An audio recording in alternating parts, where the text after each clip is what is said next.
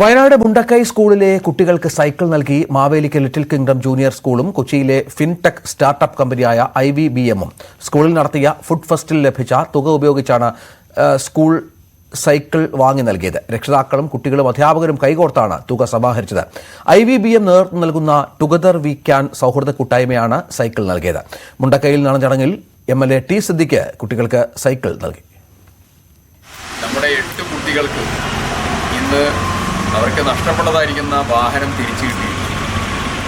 കുട്ടികളെ സംബന്ധിച്ച് അതൊരു വൈകാരികമായിട്ടുള്ള ഒന്നാണ്.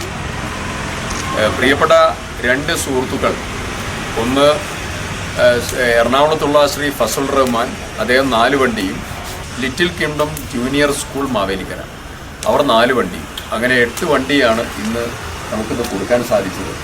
ആ 2 സ്പോൺസേഴ്സിനോടുമുള്ള ഹൃദയത്തിൽ തൊട്ട നന്ദി ഈ മക്കൾക്ക് വേണ്ടി പ്രത്യേകം അറിയിക്കാൻ ആഗ്രഹിക്കുക.